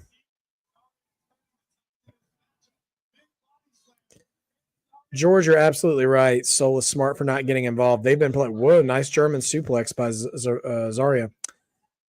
Soul Ruka and Zarya have been having a little bit. Oh, Tatum's here. You were right, George. Tatum's here. Oh, no, she's here to say hi to Soul. And now Zarya's distracted. Don't tell me. Sky high. I haven't seen one of those in a while. And Izzy gets over on Zarya. Guys, you know what this means? There's 3 heels in this Eliminator match. Zarya cost herself. Let's be honest. Tatum was out there trying to speak to Soul Ruka. And then, she went and hugged Zarya. And Soul freaked out. Oh, okay. So I think Zarya but Zarya didn't actually see the hug take place. But she turned around and was like, "What are you doing out here?" And that was enough for Izzy to hit the little D'Lo Brown. You looking at the real deal now, sky high. And now Tatum, I feel so bad for Tatum. Like, I can't do anything right is such a believable gimmick in life. She just needs a hug. She just needs a friend. You know what, though? Briggs and Amora talking. Hold on.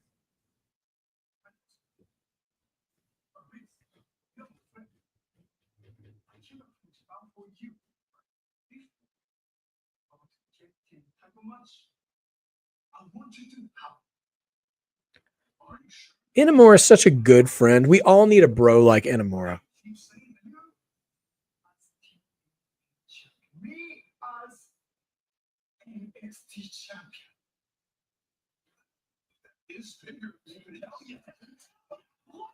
Wow. Briggs was trying to gas up Inamura to tell him to challenge Trick, and he's like, no. You challenge Trick. I'm going to be NXT champion. Bro, I even if it was just for a couple of weeks, I would be here for that. As Lola, the nice Lola Vice, comes out to the ring to face Jordan Grace. So we're at least going to be guaranteed that there is a babyface in this match. So Jordan Grace versus Lola Vice. Who do you guys have for this match?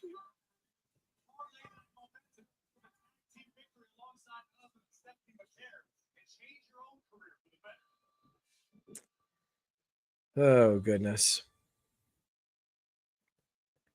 The internet blaming Kyrie for what happened to Liv. Listen, wrestling is a dangerous sport. Wrestling is a dangerous enterprise. People get hurt.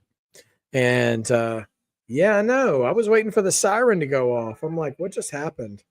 They just def rebelled Jordan Grace. This is not good. It feels like WCW music from 97. It's not great.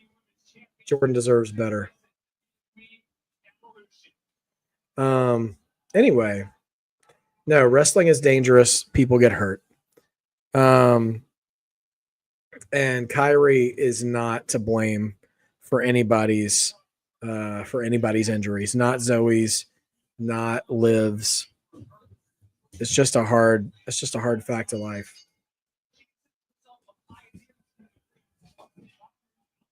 Okay, ground wrestling here.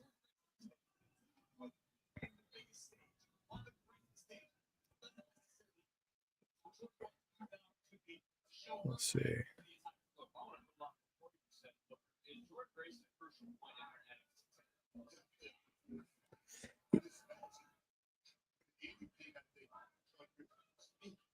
There's Fire Deaf Rebel chants. Fire Deaf Rebel chants in the crowd. Yes. Love it. Let's put it up for everybody to see, Mod Father. How dare they mess up Muscle Bay theme song? Exactly. So Blake Monroe is our main event. The contract signing is our main event. Yeah, there's a few dudes in the crowd chanting Fire Deaf Rebel. Love a true scramble. Yeah. Oh, nasty kick. And then Lola with the Mike Bailey's, although I would always choose to see her do it instead.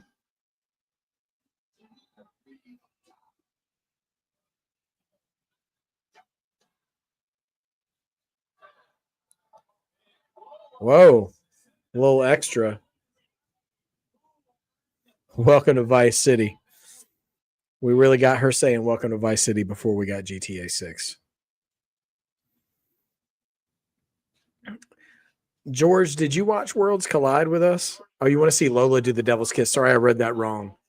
I was thinking about Stephanie and Lola doing stereo Devil's Kisses. Booker T would have dropped dead if he was on commentary for that. Yeah, it'd be interesting to see Lola brush off the Devil's Kiss, but I'm sure there's some real "that's my gimmick, bro" stuff. I got to be honest. I'm disappointed that these two were matched up against each other in an eliminator match because I wanted both of them to be in the four-way next week. So it's very curious to me where we're going with this. So yeah, Anyway, so we're gonna get this match, and then judging by the timing of things, we'll get the Blake Monroe contract signing, and that should wrap up our show tonight.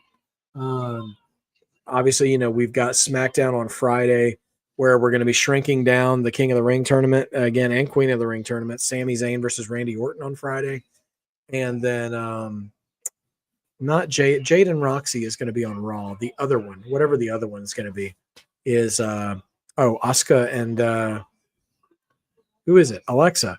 Asuka and Alexa on Friday. So yeah. Honestly, I do feel like one of these two is the right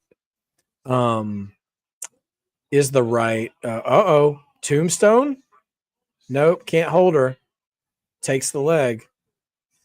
One of these two does seem like the right competitor for JC Jane.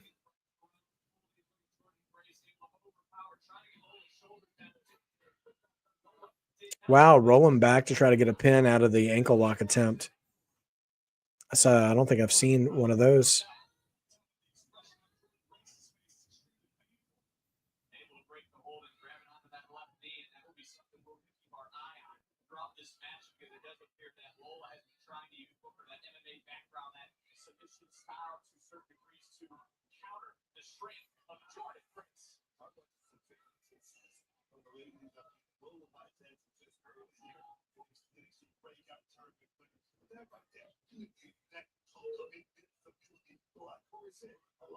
Okay. Alexa, do I think R-Truth gets a new theme song? I want to say no. But he's just been running out to no theme music lately. So I don't know. Maybe we'll see. We'll see how that goes.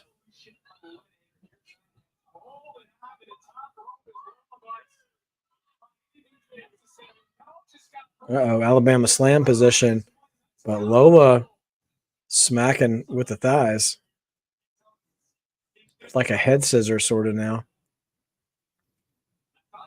I mean, Lola's got the mechanics to make her pay for that.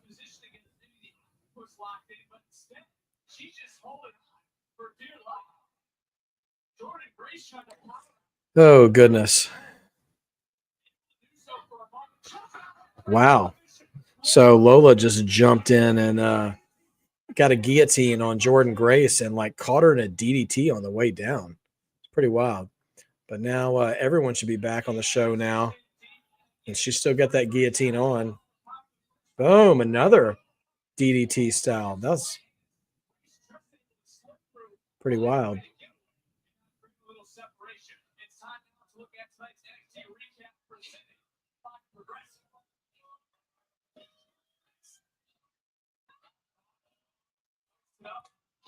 Death Valley driver.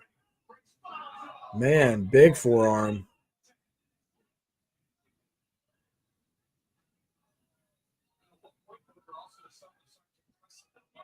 Okay. Jade could win the whole thing, and Naomi would cash in on her. You mean win the title at SummerSlam? I could see that happening. It'd be funny if the New Day come out to Godfather's theme. Yeah. Well, they definitely, I feel like, would be dropping the serious heel gimmick if they do that. Because I don't know, there's a way they could play that straight. Oh man, counter the Vader bomb into a triangle. I've never seen that before. Lola is really busting out the MMA stuff tonight. I'll tell you what, this has been, I think, the best match of the four so far tonight. And Lola Vice has really impressed me. I mean, I know that I'm biased. Oh man, here comes Jordan. Man, with the old Matt Hughes move, picking up Power Slam or the Rampage Jackson, depending on your time. NXT chants from the crowd. But this is the most surgical I've seen Lola Vice in a while. Her and Jordan doing a great job.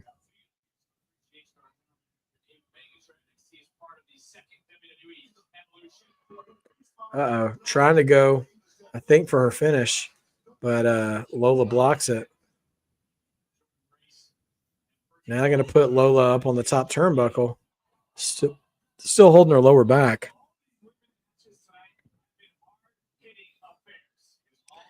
Okay, Big Mama Pump coming at the top. We're going to get a Frankensteiner. So she's going to go for a superplex. Lola throwing shots to the body. Oh, is she going to get a Kimura on the top? She's going for it, but can't quite get it. Oh, my gosh. What a face plant on the mat. And then, spin kick by Lola. Could that be it? Oh, 2.999. Wow. That has woken up the crowd. Crowd is fully into this match. Lola taunting her, telling her to get up. She's ready to take advantage. We're going to a wide shot here. Oh, gosh. Spin kick. What a reversal by Jordynne Grace. Jordan's going for the finish. Oh, drops Lola. Wow. Jordynne Grace takes it. That was an impressive match. I love the match. Favorite match of the night. I wasn't super crazy about Jordan just out of nowhere hitting 2 moves and winning. I don't like that kind of storytelling in match. That's a little too, for me, for my taste as a wrestling fan. It's a little too AEW, a little too New Japan for me. Of like, oh, I've been getting my ass kicked all night, and all of a sudden, here's my move, I win. Like, it's different if like Shawn Michaels like luckily manages to smack you in the face with a super kick out of nowhere, or Randy Orton busts an RKO out of nowhere. But like those were 2 moves that required setup. The first move was fine. It was a great counter and a great reversal. But I don't know. Anyway, I don't need to be too critical because I actually really enjoyed the match. It was a great match. It was the best of the 4. And there's the recap of Jada cheating her way to the first win, which I thought was a brilliant piece of work right there. Taking advantage of the ref being out of position and getting the first win, and then Lash catching Kalani.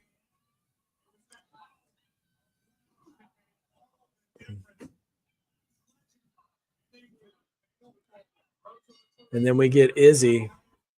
So we get Lash, Jada, Izzy, and Jordan.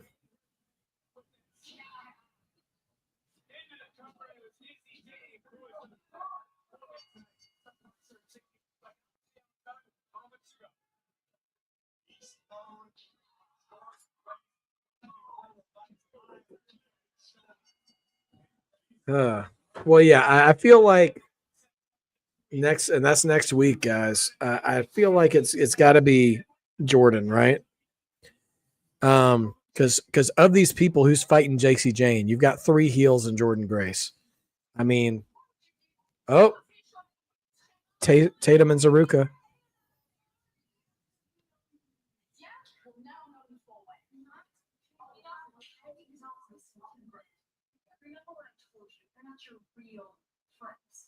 See, you make their little TikToks. If they care about you, they would include you. I know.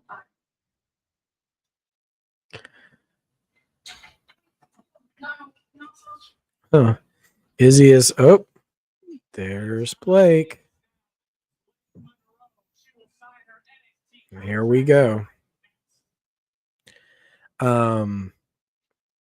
So Izzy now trying to poison the well with Tatum Paxley. Could she be trying to recruit Tatum Paxley to the culling? Honestly, I feel like Tatum would be a better fit in the culling than Izzy, but whatever. Cena and Punk, man, in Saudi Arabia. You told us, if we had all told each other 10 years ago that was going to happen, none of us would have believed each other.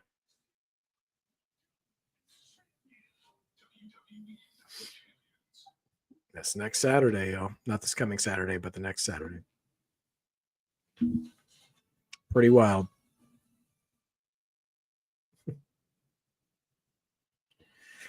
Okay, man. So here we go. George, that's actually not a bad thought because Tatum is so desperate for friendship. She'll show up. And so if she shows up and tries to support Izzy, that could backfire on Izzy in the match next week. So we'll see where it comes from.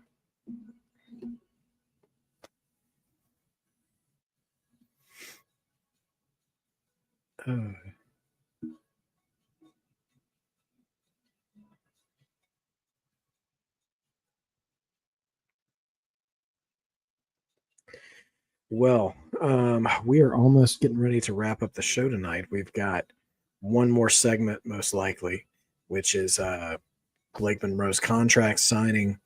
And we will find out who's dude, don't nobody want to see JC and Izzy Dame. We ain't getting that. Ain't no way we're getting that.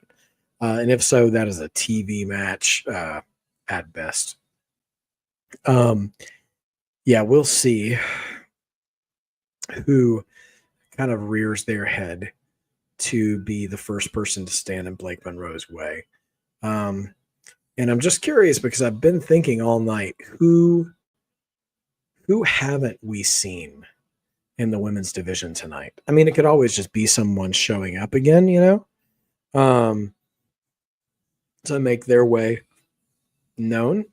But I am curious if there's any women we haven't seen tonight that we normally see that could stand in the ring toe-to-toe with the former Mariah May. I mean, JC absolutely could come out there and be like, this is my show. I am the champion. I don't know what that voice was. It's my JC Jane voice. It's just a voice I hear and I'm immediately annoyed. So that's what I assume JC Jane talks like in my head. Shermonica, I think you're absolutely right. I think Jordan's totally taking that match next week, and I think we're going to get her and JC at at Evolution. Fallon could come out and kind of get into deep waters there with Blake, because they're teasing a little bit of a rift there between JC and Fallon. So Fallon's got to have something to do. And we could get that match within the next couple of weeks as well. Yeah. So there's them. Yeah, I can't think of anybody else on the women's roster right now on NXT that we haven't already seen involved in something else tonight that would make sense to show up in the last segment. So we'll just see what the show brings. We're going back to Vegas. Oh, Heritage Cup promo.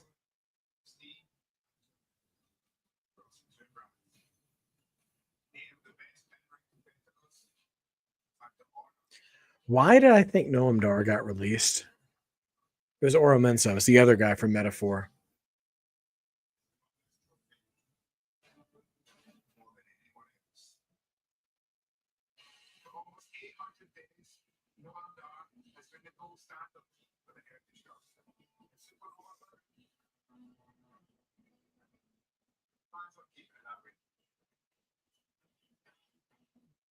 Getting some old NXT UK footage. So Noam Dar and Stax one-on-one for the Heritage Cup next week.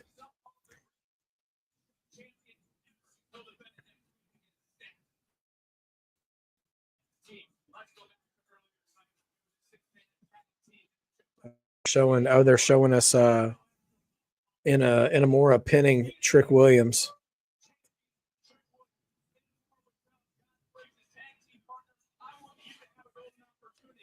Oh, are we getting that next week? Briggs and Trick, TNA World Championship next week. Okay. So does that mean Inamura is going to get to take on Obafemi sometime soon? Because he said he wants a shot at the NXT title. Give us Obafemi and Inamura at the Great American Bash. Why not? Why not? You can't tell me Big E wouldn't be celebrating that match. Dawsey, good question. I haven't seen Carmen recently, and I don't think, and she didn't get released. As a matter of fact, I thought she was backstage the night JC won the title when Stephanie was doing that walk.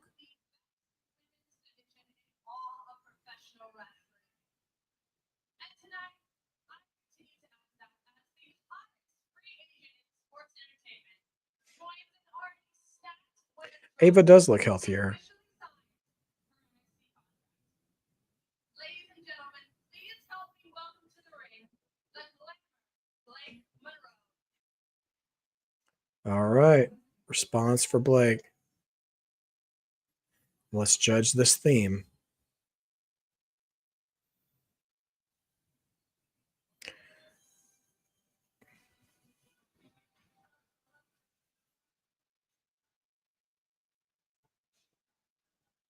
I don't hate the theme. It actually has a melody. I think that's part of it. Like entrance themes need to have an actual melody of a song. And yep, she looks great. So I think it works out. But I will tell you, her whole presentation, it's very heelish.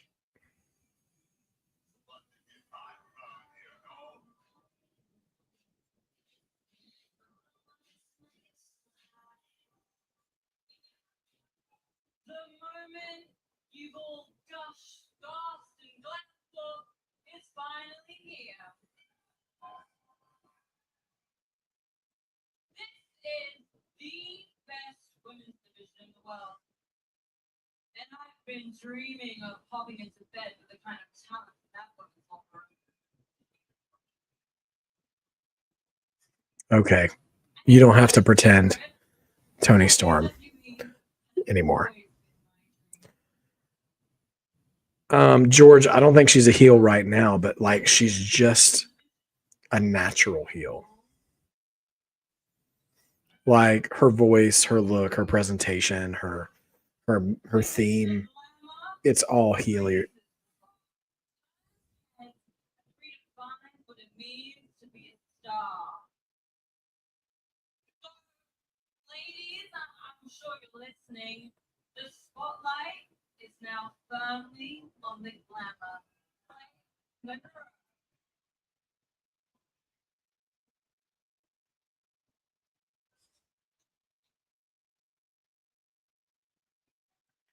All right, she's signing the contract.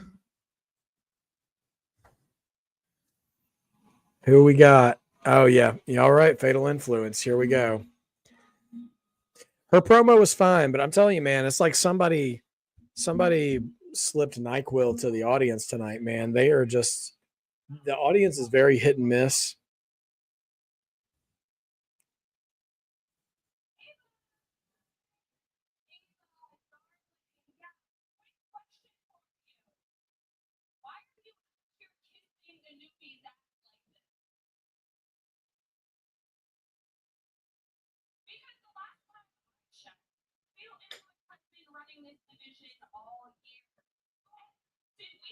All year. That's generous, JC.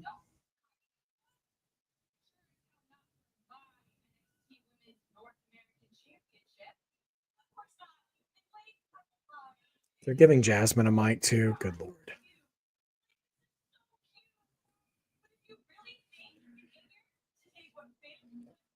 All three of these personalities at once is a lot. A lot.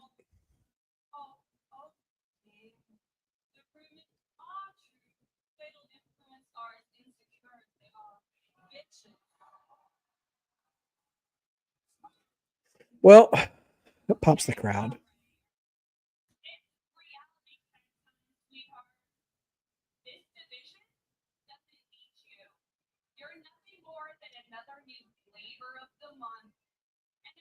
People like you walk through that door time and time again, and you can try, JC. Have you ever tried this one? Oh, but she ended that promo fast and got smacked. Now she's taking on Fallon. Jasmine hasn't even made a move yet. Oh, dang. JC laid that in. They're about to Batista or put her through the table. Man. Well, then.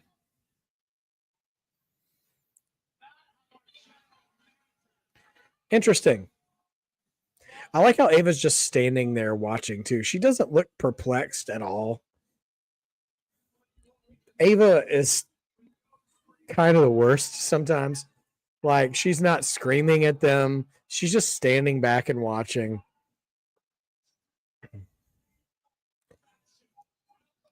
I'll tell you what was crazy is that JC Jane was making more sense to me as a babyface in that promo. Not, please don't tell me JC Jane and Fatal Influence were sitting here being more justified in their comments. Like, this is crazy talk. But before she got interrupted, JC Jane was making way too much sense. She was saying, I've been here for years. This women's division doesn't actually need you to add to it. And you're just another flavor of the month. Like, I mean, listen, if you're JC Jane, if you're in her shoes, who's been here since the Mandy Rose days, yeah, if you've seen Julia come, Stephanie Vaquer come, Jordan Grace come, Roxanne Perez come and go, all these ladies come and go, and then now Blake Monroe show up. You're like, I've seen them come, I've seen them go. You know, don't think you're any more special than the rest of them. Yeah, I think that was the danger in this segment because ain't nobody going to get behind JC. I don't know.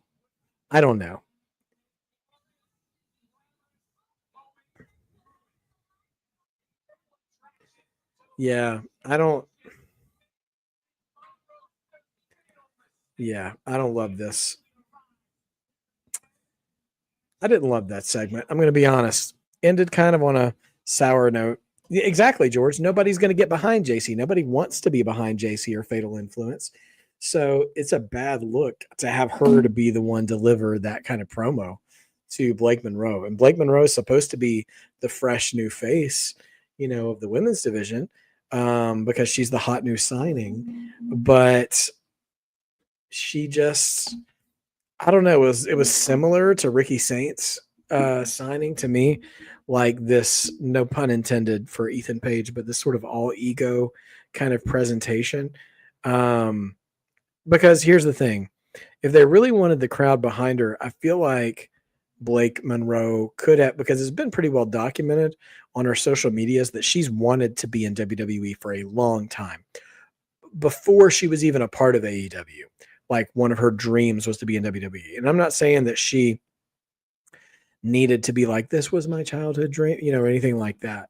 But she really could have taken that route just a little bit, and not like, hi, women's division, which is the best division in wrestling. I'm better than all of you. And now I'm here is very much the kind of stuff for a heel to say. And we didn't need to hear Jasmine on the mic at all either. It was all very, I don't know. I'm not super interested. I'm reminded in 92, I think it was. Now, I mean, Blake Monroe is going to be treated as a babyface in this feud, and that's fine. That's what they're going to do. That's okay. But I'm reminded like 92, Shawn Michaels when he was early into his Heartbreak Kid stuff, and Rick Martel when he was doing the model gimmick. Like they had a feud, like a heel feud with each other. And like it just kind of felt like that to me a little bit. Like both people, you didn't really want to cheer either one of them. I mean, maybe you guys wanted to cheer Blake. I don't know. That slap was great. But JC also, man, laid it in as well. So maybe they're gonna make Lola have an underground match. That's not a bad idea, Shimonica. They're gonna do something with her. Because I mean they've got talent on their hands with her. and she can't seem to get to that upper echelon anymore. Yeah, so drop your ratings in for NXT tonight. I will say, yeah, the final segment can really make or break their shows. I'm thinking about Oba Femi last week with Jasper Troy and how that just exceeded expectations so high, and how the women have really carried the show a lot of times. But tonight, it just feels a little lackluster, if I'm going to be honest. I'm happy Mariah May is there. Blake Monroe. I'm happy Blake Monroe is there. Strike Force. That was a great. You know what? I was a big Strike Force fan as a kid, too. They weren't my top three, but I popped like crazy when they beat the Hard Foundation for the tag titles. Anyway, and broke my heart when Rick turned on Tito. Anyway, but which they were in the ring with the Brainbusters. Anthony gives it an 8 out of 10. George says I'm giving NXT a solid 7.5 because that final segment. Shamanica giving it a 7 out of 10. Okay. I think I'm going to have to agree with Shamanica. I think I'm going to give it a 7. I think the Eliminator matches were good. I was happy to see Inamura pin Trick. But we didn't get any confirmation that that he will challenge Oba Femi. But Briggs gets the TNA title shot instead, which is nice. The Tatum Paxley Zaruka stuff, I'm interested in that advancement. The Fatal 4-Way next week, I think will be good. I mean, who knows who's going to win? I mean, I'm feeling like that's for Jordan Grace to win. And okay, you know what? Let's fantasy book for a second because we do that here quite a bit from time to time. Let's say next week Jordan wins, then we get to Evolution, which is where that title match takes place. Jordan Grace versus JC Jane, and Blake Monroe tries to get her lick back on JC Jane, and then Blake Monroe accidentally costs Jordan Grace the match. And then we get Jordan Grace and Blake Monroe. I would be interested in that match. Any women's match that really doesn't involve Fatal Influence holds my interest to a degree. So there's that. Yeah, Blake could cost JC Jane the title as well. Because I feel like, and finally, I would have a prediction come true before the end of this year of Jordan Grace winning a title. But yeah, I could see that going either way, but I can see Blake Monroe getting involved in that match. So we'll see. 4 out of 5 for Rickardy catching the last hour. Nikita should just join Fatal Influence. Well, Nikita's on Evolve these days, ain't she? She's tied up in Evolve stuff, but that would increase the annoyance factor for me for sure. I mean, Nikita, at least she puts a little pizzazz on the stuff she does in the ring, but she's kind of annoying to me as well. Which that is kind of the nexus of annoyance is Fatal Influence. So, yeah, guys, I'm gonna give it a 7 tonight. Not the best NXT, but you know what? NXT is kind of like Pixar. Like even their bad stuff is still pretty good. And so I think we've just been a little. I wouldn't say spoiled, but we've been accustomed to some really good content from NXT lately. So I absolutely will see you guys hopefully later this week for SmackDown in our chat with A and B combos, and then we'll definitely see you next week for NXT. There's TNA title matches, what I was thinking, and then that 4-way Evolution #1 contenders match as well. And a Heritage Cup match with Stax as the family drama continues. Anyways, guys, thank you so much for being here with me again every week. So grateful for your support, and we'll say it every week as we do every single Tuesday night. Don't forget to be a mark, because being a mark just means you believe. And listen, believing while we're watching only makes this better. So I will catch you guys again soon. Thank you so much again for riding with me tonight. Make sure you've subscribed if you haven't. Please like the video on your way out if you haven't. And come visit the channel more. for more things to come. Take care, guys. Have a great week. See you next time.